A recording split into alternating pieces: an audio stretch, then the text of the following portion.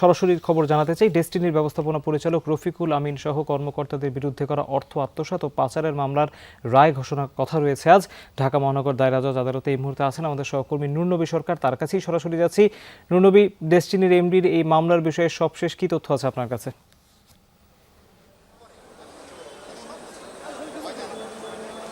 সবশেষ তথ্য 1000 পৃষ্ঠার রায়, সেটি সংক্ষিপ্ত রায় পড়া হচ্ছে। বিচারক এখনো পর্যন্ত পড়ছেন। 7 জন আসামি এখানে উপস্থিত আছেন। এখন প্রত্যেকেরই সাজা হয়েছে বিভিন্ন মেয়াদে। রফিকুল আমিনের 12 বছর সাজা হয়েছে। ডেস্টিনির এমডি, যিনি, যার হাত ধরে ডেস্টিনি এসেছে, 200 কোটি টাকা তার জরিমানা হয়েছে।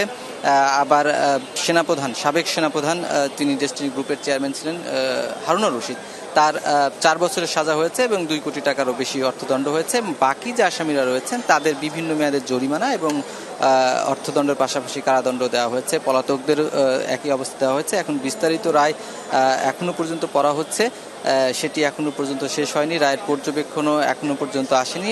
যেহেতু রায়ের অংশ পড়া হচ্ছে, আসামিদের যে কনভিকশন বা সাজার অংশ, সেটার পরে বিচারক পর্যবেক্ষণ দিবেন, এরকমটি আমরা জানতে পারছি। আর আসামিদের 39 জনের মতো কিন্তু পলাতক রয়েছে মামলায়। তাদের প্রত্যেকেরই আসলে পলাতক দেখেই বিচার করা হয়েছে এবং তাদের দণ্ড দেওয়া হয়েছে। আবার রফিকুল আমিন দীর্ঘদিন ধরে কারাগারে রয়েছেন। তিনি যখন থেকে কারাগারে আছেন সেটা কিন্তু তার সাজার মেয়াদ হিসেবেই কিন্তু সেখানে গণ্য হবে বলে এরকমটি বিচারক জানাচ্ছেন।